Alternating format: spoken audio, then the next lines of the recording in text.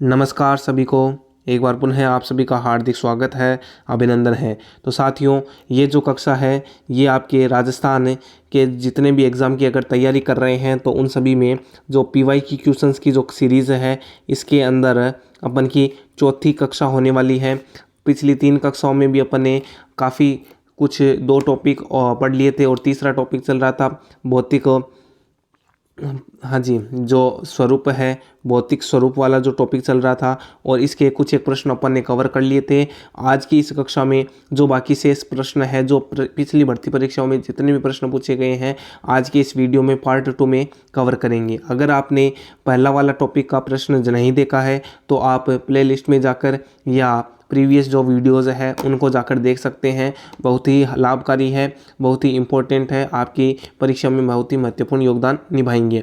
और आपको बता दूं, इसकी जो पीडीएफ है ये आपको कहाँ पर मिलेगी, अपने टेलीग्राम चैनल पर मिलेगी। और टेलीग्राम चैनल को आप ज्वाइन कर सकते हैं, वीडियो के डिस्क्रिप्शन में लिंक दे रखा है, वहाँ से इसको कृपया ज्वाइन करें और डेली पीडीएफ के माध्यम से भी पढ़ सकते हैं। और वहाँ पर क्वेश्चन सीरीज़ भी लेकर आऊँगा जल्दी ही, तो उसको सोल्व कर सकते हैं। एक तैयारी को मजबूत करने के उद्देश्य से करते हैं आज की कक्षा को इसको स्टार्ट। देखिए, पहला प्रश्न, निम्न में से राजस्थान में कौन सा क्षेत्र बालू का स्तूप मुक्त है। देखिए, प्रश्न पर जोर दीजिए, बालू का स्तूप मुक्त पूछा है, युक्त नहीं पूछा है। मुक्त का मतलब कौन सा ऐसा क्षेत्र जहाँ पर बालू का स्तूप पाए ही नहीं जाते हैं।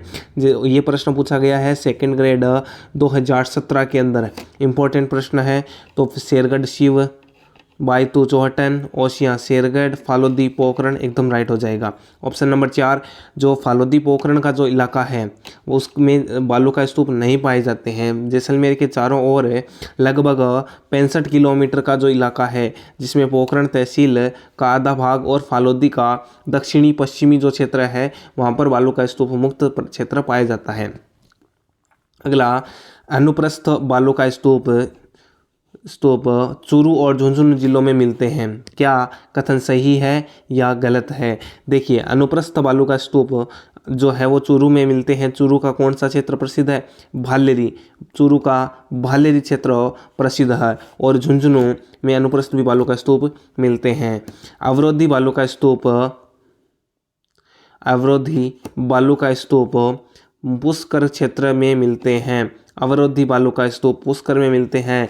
पुष्कर का मतलब आ गया अजमेर जिला, और अजमेर में अवरोधी बालू का स्तूप मिलते हैं। एकदम सही बात है। अवरोधी पर्वलयाकार ये जो बालू का स्तूप अजमेर में देखने को मिलते हैं। अगला है, जोधपुर जिला बालू का स्तूप मुक्त जिला है। क्या जोधपुर जिला बालू का स्तूप मुक्त जिला है, आप भी बताइए।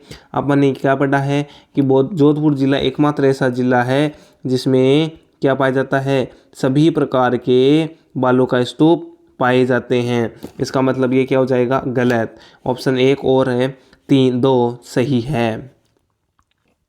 अगला आएगा, राजस्थान में ड्यून मुक्त ट्रैक्ट पाया जाता है। ड्यून मुक्त ट्रैक्ट जो है वो कहाँ पर पाया जाता है, यानी बालू का स्तूप मुक्त क्षेत्र जो है वो बीकानेर, जैसलमेर, फालोदी, पोखरण का जो इलाका है वहाँ पर बालू का स्तूप नहीं पाए जाते हैं। अगला प्रश्न है, लाठी सीरीज क्या है। लाठी सीरीज क्या है, एक बहुत ही महत्वपूर्ण प्रश्न, कई बार पूछा जाने वाला प्रश्न। आप देख सकते हैं आरएएस प्री में पूछा गया प्रश्न 2007 में, राजस्थान पुलिस कांस्टेबल में पूछा गया 2018 में, जेएन एग्रीकल्चर वाली भर्ती जो हुई थी 2022 में पिछली साल, उसमें पूछा गया प्रश्न। और 3rd ग्रेड में तो इस बार ही पूछा गया था, जो 26 फरवरी को एग्जाम हुआ था 3rd ग्रेड एसएसटी में पूछा गया क्वेश्चन कि लाठी सीरीज क्या है। क्या भूमिगत जल पट्टी का है, श्रवण घास पट्टी है, वन संरक्षण कार्यक्रम है, या उपयुक्त सभी है। तो ना तो वन संरक्षण कार्यक्रम है, ना श्रवण घास पट्टी है, ये तो क्या है, भूमिगत जल पट्टी, मरुस्थल में भूमिगत जल पट्टी है सा लाठी सीरीज। देखिए, इम्पोर्टेंट है, पढ़ लेते हैं पूरा। जो जैसलमेर से पोखरण के और मोहनगढ़, जैसलमेर से पोखरण मोहनगढ़ तक पाकिस्तानी सीमा के सहारे एक भूमिगत जलभृत की चौड़ी पट्टी भौगोलिक बेल्ट फैला हुआ है, जिसे लाठी श्री क्षेत्र कहा जाता है। यहाँ चांदड़, नलकूप, पेयजल आपूर्ति के कारण थार का घड़ा कहलाता है। भूमिगत जल पट्टी यानी जो भूमि है इसमें एक बेल्ट है, एक पट्टिका है जो अपना मोहनगढ़, पोखरण, जैसलमेर तक फैली हुई है। और ये जो भूमिगत जल पट्टी है इसको क्या कहते हैं? थार का घड़ा कहते हैं। थार का घड़ा कहते हैं। अगला, थार का घड़ा किसे कहा जाता है? चांदन नलकूप। वहाँ पर एक जो लाठी सीरीज है, इस लाठी सीरीज में इसमें एक नलकूप है, उस नलकूप का नाम क्या है? चांदन नलकूप। और चांदन नलकूप में को क्या कहते हैं? थार का घड़ा कहा जाता है। जिस जिले में, देखिए कौन से प्रश्न में पूछा गया है? थार का घड़ा किसे कहते हैं? EORO 2023 14/5/2023 में पूछा गया प्रश्न है। EORO में पूछा हुआ प्रश्न है कि थार का घड़ा किसे कहते हैं। अब देखिए जिस जिले में, अरे ऑप्शन में देखो क्या क्या है? चांदन नलकूप, ठीक है। उसके अलावा ऑप्शन देखिए आप, खारा नलकूप। क्या होता है भाई खारा नलकूप? देखते ही पता चल जाएगा। ताजा नलकूप, मंडल नलकूप। तो चांदन होता है कि मंडल होता है? हाँ, हालांकि अटक जाते हैं, कंफ्यूज हो जाता है, लेकिन याद रखना है कौन सा नलकूप है। नल ही नलकूप, चांदन नलकूप ऐसा। अगला, जिस जिले में राष्ट्रीय जीवाश्म उद्यान नेशनल वुड फॉसिस पार्क स्थित है वह है? कौन से जिले में जीवाश्म उद्यान है ऐसा? तो अपना जैसलमेर है। कौन सा मेर? जैसलमेर है ऐसा। RAS 1999 में पूछा गया। JN डिप्लोमा 2022 में पूछा गया। ग्राम सेवक 2008 में पूछा गया। संगणक 2021 में। महिला पर्यवेक्षक 2019। CET में पूछा गया प्रश्न। वनपाल में पूछा हुआ प्रश्न। राष्ट्रीय जीवाश्म उद्यान कहाँ पर स्थित है? फॉसिल पार्क या फॉसिल पार्क याद रख लो, national wood fossil park Jaisalmer में है सा। आकल गांव जैसलमेर में आकल वुड फॉसिल पार्क बोलते हैं। जैसलमेर से 17 किलोमीटर दूरी पर जैसलमेर बाड़मेर मार्ग पर स्थित यह क्षेत्र कास्ट जीवाश्म शेष पार्क वुड फॉसिल पार्क के बनाया गया है। यहाँ 21 हेक्टेयर क्षेत्रफल में 18 करोड़ वर्ष पूर्व के सागरीय जीवाश्म पाए गए हैं। आकलवुड फॉसिल पार्क का समय जुरासिक काल का है। यहाँ विश्व में प्राचीनतम लकड़ी के अवशेष मिले हैं। ऐसा प्राचीनतम लकड़ी के अवशेष मिले हैं। अगला प्रश्न, जैसलमेर स्थित आकल बखास्ट जीवाश्मों की आयु लगभग कितनी मानी गई है? तो कितनी पुरानी है यहाँ पर? आकल 18 करोड़ वर्ष पुरानी है सा। आकल जैसलमेर का संबंध किससे है? ना जस्ता से है ना मैंगनीज से है। राष्ट्रीय मरुउद्यान जो है तो जैसलमेर में, लेकिन आकल का संबंध नहीं है। क्या उसका हो जाएगा? कास्ट जीवाश्म उद्यान। ऑप्शन नंबर 4 राइट हो जाएगा। अगला प्रश्न देखिए, राजस्थान में आकल कास्ट जीवाश्म उद्यान किस स्थान पर स्थित है? हाँ जी, किस स्थान पर स्थित है? ऑप्शन नंबर 1 गड़ीसर, आकल, तनोट, लोद्रवा। तो आकल के आकल गांव में है सा, जैसलमेर से 12 किलोमीटर दूर। निम्न में से थार मरुस्थल के भाग हैं। थार मरुस्थल 2021 RAS में पूछा गया प्रश्न है। थार मरुस्थल का कौन सा भाग है? गोडवाड़ प्रदेश, बनास का मैदान, गग्गर का मैदान, शेखावाटी। तो थार का जो मरुस्थल है ये गग्गर का मैदान तो आएगा, शेखावाटी भी आएगा, और क्या आएगा? गोडवाड़ प्रदेश भी आएगा। ठीक बात है। आगे बात करते हैं। देखिए यहाँ पर है वर्णन, देखिए व्याख्या। अर्ध शुष्क मैदान का विभाजन, जो देखिए जो रेगिस्तान है, यूँ कहे थार मरुस्थल है, इस थार मरुस्थल को 2 भागों में बांट दिया गया। एक बांट गया शुष्क, एक बांट गया अर्ध शुष्क। इस अर्ध शुष्क जो है इसको 4 भागों में बांट दिया, और वही 4 भाग अपन अब यहाँ पर पढ़ेंगे। पहला है गग्गर मैदान। गग्गर का जो क्षेत्र है ये ऊपर का जो गंगानगर का आसपास का जो इलाका है, देखिए पढ़ लेते हैं। काली चिकनी मिट्टी से बने उपजाऊ प्रदेश का विस्तार है। गंगानगर, अनूपगढ़, हनुमानगढ़ जिलों में सबसे अधिक उत्तरी भागों में है। यहाँ प्राचीन काल से ही गग्गर नदी हिमालय से निकलकर इस प्रदेश में बहती है, और गग्गर नदी के पाट को राजस्थान में नाली कहा जाता है। जो बहाव क्षेत्र जो होता है इसका, गग्गर नदी का, उसको क्या कहते हैं? नाली कहते हैं। राजस्थानी भाषा में, मारवाड़ी में कहेंगे वहाँ नाली के भाषा, वही गग्गर क्षेत्र का भाग है सा। आगे देखें, नागौरी उच्च भूमि, इसके नीचे आता है 4 भाग ऐसे बने हुए हैं। सबसे पहले घग्गर, उसके बाद नागौरी उच्च भूमि, उसके बाद शेखावाटी वाला, शेखावाटी के बाद में क्या आता है, लूणी बेसिन आ जाता है ऐसा। तो नागौरी उच्च भूमि समुद्र तल से 300 से 500 मीटर तक है और नागौर डीडवाना कुचामन जिले में विस्तृत है और अधिकांश भाग अंतः प्रवाही है, जिसके धरातल में गर्त पाए जाते हैं, जहां वर्षा का जल बढ़ जाने के कारण खारे के पानी की मौसमी झीलें यहाँ पर बन जाती है। नागौरी उच्च भूमि में नमक का उत्पादन किया जाता है। सांबर डीडवाना नमक जिले इसी प्रदेश में स्थित है और इस प्रदेश में सोडियम तत्व की अधिकता होने के कारण यह बंजर और रेतीला है। यहाँ पर सोडियम सबसे ज़्यादा पाया जाता है, जो खाने में काम भी कम आता है ऐसा, है ना। नागौर से अजमेर के मध्य फ्लोराइड प्रभावित क्षेत्र है। नागौर अजमेर को कौन सी पट्टी पाई जाती है, कुबड़ पट्टी। कुबड़ पट्टी प्रश्न आ जाए, एक तो होती है कुबड़ पट्टी जिसको क्या कहते हैं, बांका पट्टी। बांका पट्टी, कुबड़ पट्टी या बांका पट्टी जो है क्या कहाँ पाई जाती है, नागौर। नागौर अजमेर, नागौर नागौर अजमेर का संबंध है, अजमेर का संबंध है, नागौर का संबंध है, अजमेर का संबंध है, फ्लोराइड प्रभावित क्षेत्र है, ठीक है, याद रखना है, इम्पोर्टेंट भी है। अगला शेखावाटी क्षेत्र, जो तीसरा है कौन सा क्षेत्र है, नागौरी उच्च भूमि के बाद में शेखावाटी क्षेत्र। आंतरिक जल प्रवाह का मैदान समुद्र तल से 450 मीटर ऊंचा है। राजस्थान का उत्तर पूर्वी भाग अंतः प्रवाह क्षेत्र के नाम से जाना जाता है। अरावली श्रेणी के दक्षिण पूर्व में एक और उपजाऊ मैदान तथा दूसरी तरफ शेखावाटी क्षेत्र स्थित है। शेखावाटी भूभाग की स्थलाकृति उबड़ खाबड़ बालू का टीलों द्वारा परिलक्षित होती है। यह संपूर्ण क्षेत्र अंतः प्रवाही है, जो चूरू, झुंझुनू, सीकर, नीम का थना, डीडवाना कुचामन का उत्तरी जो भाग है तथा नागौर का कुछ हिस्सा फैला हुआ है। अधिकांश इस क्षेत्र में बरखान बालू का स्तूप पाए जाते हैं। इसके बाद में नेक्स्ट है लास्ट लूणी बेसिन, जिसको गोडवाड़ प्रदेश के नाम से क्या जाता है, जाना जाता है। गोडवाड़ प्रदेश कह दो, लूणी बेसिन कह दो, जो पश्चिमी मरुस्थल के इस प्रदेश में लूणी व इसकी सहायक नदियों के द्वारा बहती है, जिसमें पाली, सिरोही, जोधपुर ग्रामीण, सांचौर, जालौर में विस्तृत इसको सभी नदियाँ अंशकालीन हैं।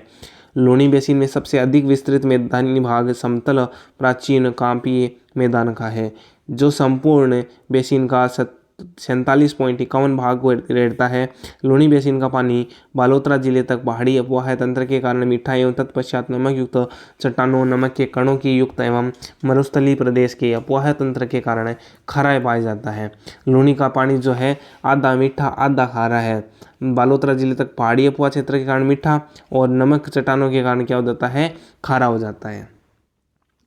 अब देखिए प्रश्न, निम्नलिखित में से कौन सा अपने आंतरिक प्रवाह के लिए जाना जाता है। आंतरिक प्रवाह के लिए कौन सा क्षेत्र जाना जाता है, सब बताइए, आंसर फटाफट से आंसर दीजिए। कौन सा क्षेत्र जाना जाता है आंतरिक प्रवाह?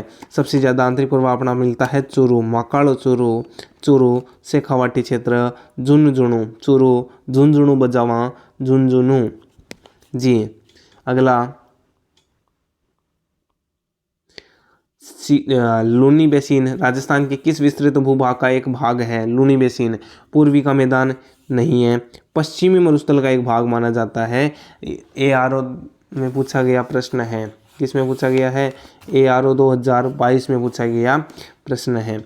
अगला प्रश्न देखिए, गोडवाड़ प्रदेश को यह भी कहा जाता है, गोडवाड़ प्रदेश, गोडवाड़ प्रदेश को क्या कहा जाता है? लूणी जवाई बेसिन, लूणी बेसिन या लूणी जवाई बेसिन कहा जाता है। गोडवाड़ बेसिन राजस्थान के किस वृहत भू आकृति विभाग का हिस्सा है? किस विभाग का हिस्सा है? तो जो गोडवाड़ प्रदेश है वो पूर्वी मैदान का हिस्सा है, नहीं है, सॉरी, पूर्वी मैदान का नहीं, ये है अपना थार या पश्चिमी मरुस्थल का जो हिस्सा है। गोडवाड़ प्रदेश जो है पश्चिमी मरुस्थल का हिस्सा है। ये अपना इलाका आता है इधर पाली, सिरोही, जोधपुर ग्रामीण वाला, सांचौर, जालौर, है ना। इसके बाद में राजस्थान में लूणी जवाई बेसिन को अन्य किस नाम से जाना जाता है? गोडवाड़ प्रदेश के नाम से जाना जाता है। ले बस स्टैंड में पूछा गया इम्पोर्टेंट प्रश्न है, 2022 में पूछा गया ऐसा।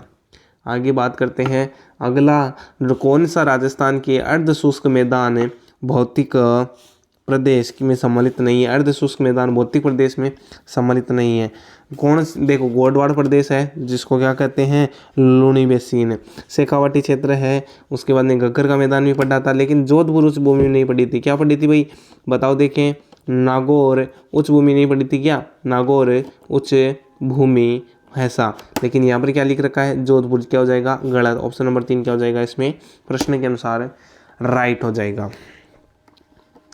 हाँ जी, अगला प्रश्न, निम्नलिखित में से कौन सा भौतिक लक्षण राजस्थान बांगर में सम्मिलित नहीं है। बांगर में सम्मिलित नहीं है। गोडवाड़ प्रदेश है, बांगर है। आंतरिक प्रवाह का मैदान बांगर है। नमकीन झीलें बांगर के नाम से है। छप्पन का मैदान बांगर नहीं है सा। अगला, नागौरी उच्च भूमि की औसत ऊंचाई कितनी मानी जाती है, बताया था 300 से 500 मीटर। अगला है, बटवार में पूछा गया प्रश्न, व्याख्याता में पूछा गया प्रश्न, इंपॉर्टेंट प्रश्न, घग्गर का मैदान कहाँ है। सबसे ऊपर क्या है, गंगा जी, हनुमान जी, गंगानगर, हनुमानगढ़, घग्गर का मैदान स्थित है। अगला, राजस्थान के किस अंचल को बांगड़ कहा जाता है। बांगड़ जो है वो शेखावाटी अंचल कहलाता है ऐसा। बांगड़ एक तो वागड़ आता है, एक बांगड़ आता है। क्या आता है, वागड़ आता है और बांगड़ आता है। देखिए वागड़ जो, देखिए कन्फ्यूजन भी है, इंपॉर्टेंट भी है। सबसे इंपॉर्टेंट यही कथन है कि वागड़ क्या होता है और बांगड़ क्या होता है। वागड़, देखिए वागड़ को वारगट कहा जाता है। जो बांगड़ या वागड़ जो क्षेत्र होता है, जैसे राजस्थान है, इसमें जो नीचे वाला इलाका है, दक्षिणी राजस्थान जिसको बोलते हैं, बांसवाड़ा, प्रतापगढ़, डूंगरपुर, इसका जो पहाड़ी क्षेत्र है इसको वागड़ के नाम से जाना जाता है। और बांगड़ जो है ये अरावली पर्वत पश्चिम, यानी शेखावाटी वाला जो इलाका हो गया मुख्य रूप से, जो झुंझुनू, सीकर, नीम का थाना, चूरू, डीडवाड़ा, कुचामण, नागौर, पालीर, ये जो है ना, नरहड़, पिलानी, भादरा, नौर, हनुमानगढ़, कल्याणा आदि भूभाग जिनपाल संकलित खतरगच पटवारी में बांगड़ नाम से बहुत विहिमित किया गया है। ठीक है, वागड़, देखिए एक शब्द आता है वागड़। वागड़ जो है ये तो होता है दक्षिणी राजस्थान, दक्षिणी राजस्थान।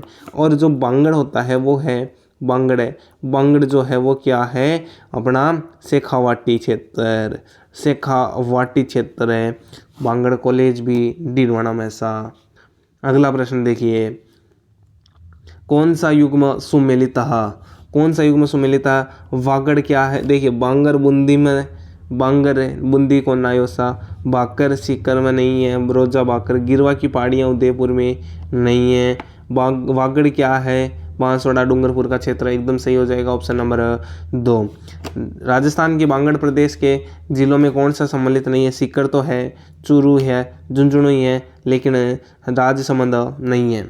अगला प्रश्न है, राजस्थान में विश्व के प्राचीनतम पर्वत पाए जाते हैं। जो गोंडवाना लैंड के भाग हैं उनका नाम है अरावली पर्वत है, जो गोंडवाना लैंड के भाग पाए जाते हैं। अगला देखिए, इससे पहले क्या लिख रखी है, व्याख्या। प्रागैतिहासिक काल या कार्बोनिफेरस युग में 3 बातें हुई थी, अंगारा लैंड, तैतीस सागर, गोंडवाना लैंड, है ना। अंगारा लैंड जो हुआ था ये राजस्थान में अब अवशेष नहीं है। उसके बाद में हुआ था तैतीस सागर है, जो मरुस्थल प्रदेश है और जो पूर्वी का मैदान है। उसके बाद में जो गोंडवाना लैंड था ये अरावली पर्वतमाला और दक्षिणी पूर्वी पठारी प्रदेश है। आगे बात करते हैं, अरावली पर्वतमालाओं की सुदूर दक्षिण जड़ जहाँ से प्रारंभ होती है वह है अरावली पर्वतमाला। देखिए अगर बात करें तो अरब सागर से होती है, अरब सागर से खेड़ ब्रह्मा से खेतड़ी, खेड़ ब्रह्मा, अरब सागर से आती है खेड़ ब्रह्मा और राजस्थान में जाती है खेतड़ी। अगर राजस्थान में खेतड़ी तक जाती है, आगे कहाँ जाती है, दिल्ली। और दिल्ली में क्या है, रायसीना की पहाड़ियाँ। कौन सी पहाड़ियाँ, रायसीना या रायसीना की लिख दो, रायसीना की पहाड़ी। अब ये कहाँ पर है, ये अपना जो बना हुआ है, ये राष्ट्रपति भवन कह दो, भले संसद भवन कह दो, है ना, वहाँ पर जो बना हुआ है पहाड़ियों पर है, वहाँ पर तक स्थित है।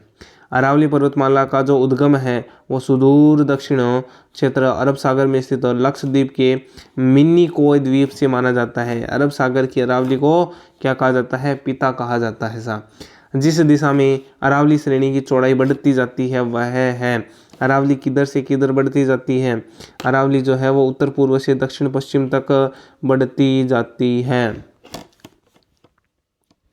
अरावली क्षेत्र उत्तर पूर्व से दिल्ली के समीप दक्षिण पश्चिम में पालनपुर तक चौड़ाई लेते हुए विस्तृत है। दक्षिण पश्चिम का भाग गुजरात में अधिक चौड़ा एवं विस्तृत है, जबकि उत्तर पूर्व का भाग यानी जैसे दिल्ली की ओर जाती है तो कम होती जाती है, इधर आती है तो बढ़ती जाती है। अगला है अरावली पर्वत का विस्तार है। राजस्थान से उदयपुर से दिल्ली तक है क्या? नहीं, ऐसा गुजरात का पालनपुर से उदयपुर दिल्ली तक है। कांस्टेबल 2018 में पूछा गया प्रश्न ऐसा। अगला, अरावली पर्वतमाला दक्षिण पश्चिम में राजस्थान के किस जिले से प्रारंभ होकर उत्तर पूर्व की ओर जाती है? दक्षिण से राजस्थान में कहाँ प्रवेश करती है? दक्षिण यानी इधर वाला इलाका गुजरात से आता है अपना सिरोही से आती है सब। राजस्थान में खेड़ ब्रह्मा गुजरात सीमा से खेतड़ी तक अरावली की पर्वतमाला जो है वो 550 किलोमीटर लंबी है। देखिए अरावली क्या है? अरावली 9.1% भाग लगभग 10% जो है जनसंख्या घेरती है। अरावली पर्वत विश्व की प्राचीनतम वलित श्रृंखला है। राज्य में अरावली पर्वतमाला खेतड़ी नामक नीम का थाना से खेड़ ब्रह्मा सिरोही तक फैली हुई है। इसकी कुल लंबाई कितनी है? 692 किलोमीटर से 550 किलोमीटर है। में से टोटल देखिए राजस्थान में टोटल तो 692 है, इसमें से 550 किलोमीटर क्या है? राजस्थान में है। और जिलों के पुनर्गठन के बाद में अगर बात करें तो अरावली में लगभग कितने जिले आ रहे हैं? 21। पहले कितने थे? उल्टा कर दो 12, इसमें एक जोड़ दो क्या हो जाएगा? 13। अब कितने हो गए? 21। 13 से 21 बढ़ रहे हैं। देखिए सिरोही, उदयपुर, डूंगरपुर, बांसवाड़ा, एक तो सलूमर बढ़ गया, उसके बाद में ब्यावर बढ़ गया, उसके बाद में अजमेर शाहपुरा बढ़ गया, उसके बाद में दौसा दुद्दू बढ़ गया, जयपुर ग्रामीण बढ़ गया, उसके बाद में खेड़तल तीजारावाड़ा बढ़ गया, नीम का थाना बढ़ गया, कोटपुतली बहरोड बढ़ गया। तो ये जिले जो हैं ये बढ़ रहे हैं। अरावली पर्वतमाला राज्य के कुल भूभाग का है। कितना प्रतिशत है ऐसा? कुल भूभाग का 9.1% है। कितना प्रतिशत है अरावली?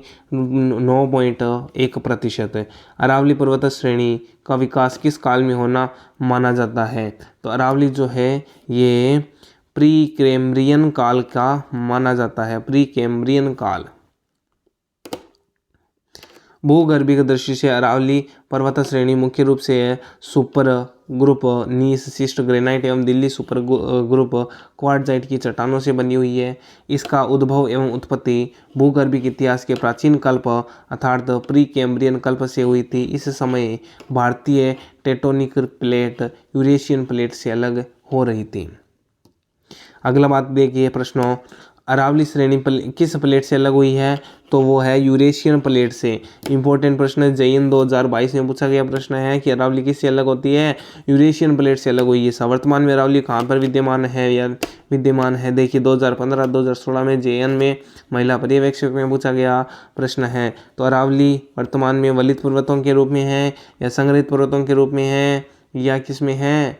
या आपके अवशिष्ट पर्वतों, हाँ जी अरावली किस में है? अवशिष्ट पर्वतों के रूप में है, यानी निर्माण प्रक्रिया के आधार पर वलित में है। समय के बाद में बात करें तो प्राचीनतम है और वर्तमान में क्या है? अवशिष्ट है।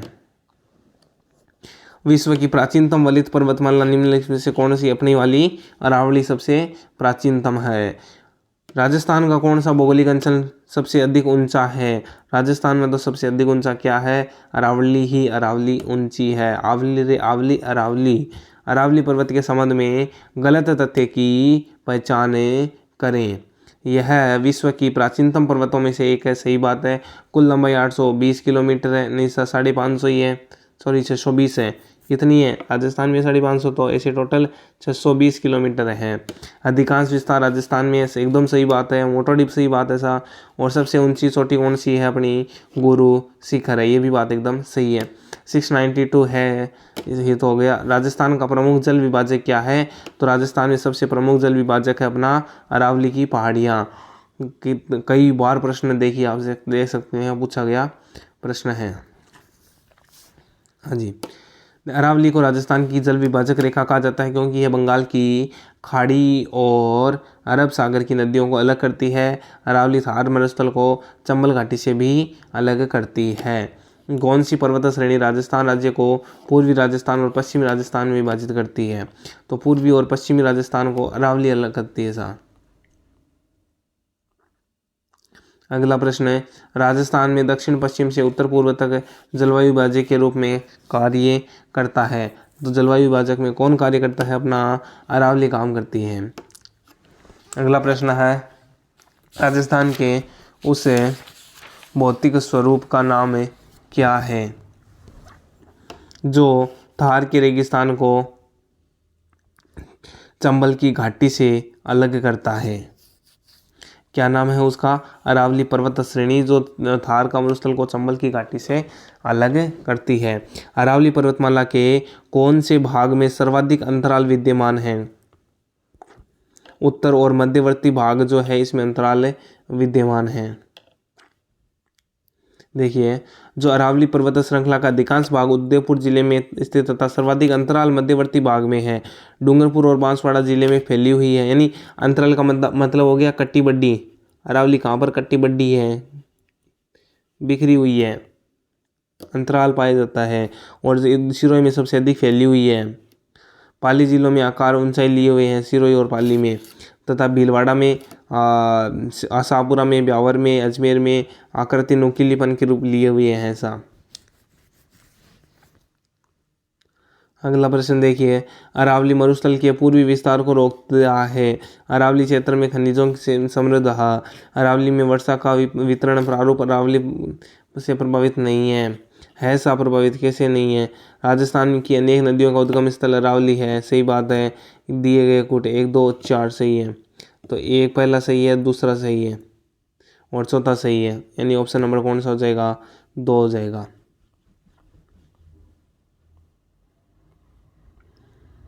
अगला,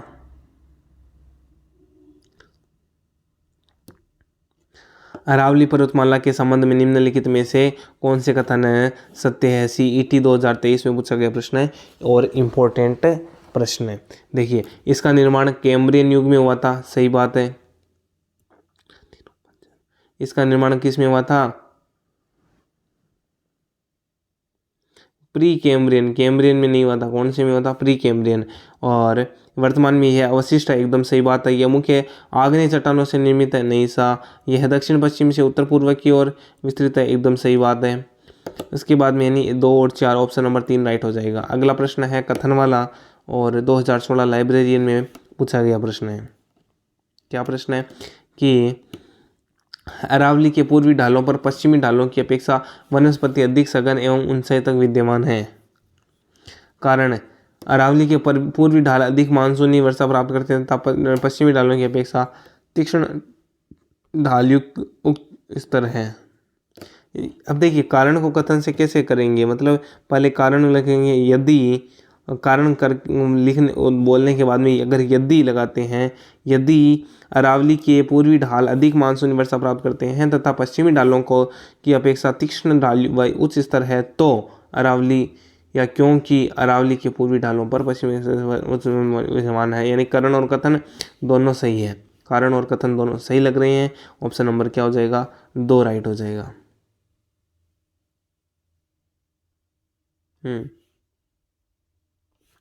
अगला, राजस्थान में अरावली का कौन सा भाग सर्वाधिक वर्षा प्राप्त है? तो सबसे वर्षा कौन सा भाग लेता है? दक्षिणी अरावली लेता है ऐसा। दक्षिणी अरावली प्रदेश मुख्यतः आबू पर्वत खंड से सर्वाधिक वर्षा होती है। अरावली पर्वत की सबसे अधिक ऊंचाई किस जिले में है? तो अरावली की सबसे अधिक ऊंचाई सिरोही जिले में है सा। व्याख्या देखिए, सबसे अधिक ऊंचाई सिरोही में है। न्यूनतम ऊंचाई की कहाँ पर है? जयपुर में है, ध्यान रखना है। और सर्वाधिक विस्तार जो है वो उदयपुर में है और न्यूनतम विस्तार कहाँ पर मिलता है? अजमेर में। लगभग 100 किलोमीटर में ही अरावली देखी जाती है। निम्नलिखित में से किस जिले में अरावली पर्वतमाला का सबसे कम विस्तार है? तो सबसे कम अजमेर में ही देखा जाता है। अरावली प्रदेश का भाग नहीं है आबू खंड, अलवर खंड, जयपुर खंड और विंध्यन खंड। तो जो विंध्यन खंड है ये इसका भाग नहीं है।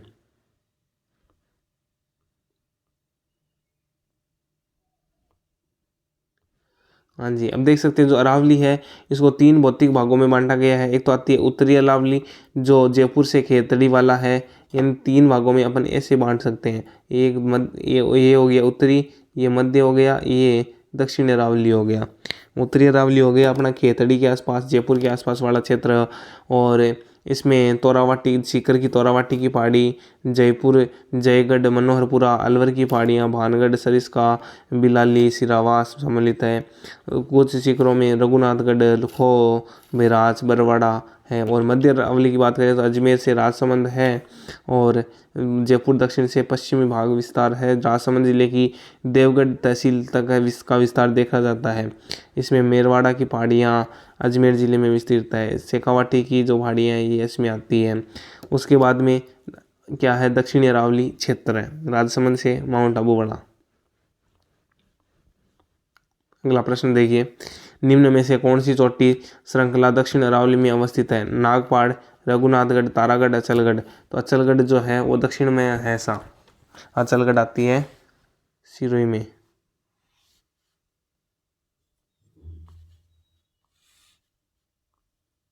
कहाँ हो गया प्रश्न, कहाँ गए, 2 सेकंड। हाँ जी, ये आ गए। जो अचलगढ़ है देख सकते हैं। अगला, निम्नलिखित में से कौन सी पर्वत चोटी उत्तरी अरावली प्रदेश से संबंधित नहीं है? बेराट, सिरावास, नागपाड़, बिलाली। तो कौन सी हो जाएगी? ऑप्शन नंबर 3 बिलाली जो है वो उत्तरी से नागपाड़ जो है वो उत्तरी अरावली से संबंधित नहीं है। मध्य अरावली का निम्नतम उच्चावच क्षेत्र है। मध्य अरावली का जो निम्न उच्चावच एकदम नीचे वाला क्षेत्र कौन सा है? सांबर वाला क्षेत्र है। भानगढ़, बिलाली, सिरावास श्रेणियाँ स्थित हैं। ये किस में है? उत्तरी अरावली में। भानगढ़, बिलाली, सिरावास और उत्तरी अरावली में है। अगला है, सम्मिलित कीजिए। उत्तर पूर्वी अरावली क्षेत्र जो है वो किस में आएगा? उत्तर पूर्वी अरावली क्षेत्र अलवर में। और बात करें अरावली का मध्यवर्ती भाग जयपुर है। मध्यवर्ती भाग क्या है? जयपुर है। और भोराट क्षेत्र किस में आएगा? ऐसे तो अजमेर है लेकिन ऑप्शन में नहीं है तो अपन जयपुर मानेंगे। भोराट जो है वो उदयपुर, उत्तर पूर्वी अरावली का मध्यवर्ती भाग क्या हो जाएगा? उदयपुर। मध्यवर्ती भाग जयपुर ही होगा। और भोराट क्षेत्र उदयपुर माना जाता है। दक्षिणी अरावली जो है वो क्या है? सिरोही में है ऐसा। अगला, गलत युग्म को पहचान कीजिए। सतूर। अब देखिए ये प्रश्न भी डिलीट हो गया था क्योंकि चोटियों के नाम जो है वो गलत दे रखे हैं। ठीक है, अगला प्रश्न देखिए, निम्नलिखित में से किस जिले में अरावली के साथ 7वें दिन क्रम के उच्चावच का स्वरूप विद्यमान है? तो चित्तौड़गढ़ में स्थित विद्यमान है ऐसा। ठीक है, आज के लिए इतना ही। मिलते हैं नेक्स्ट क्लास में। धन्यवाद, आपका दिन शुभ रहे।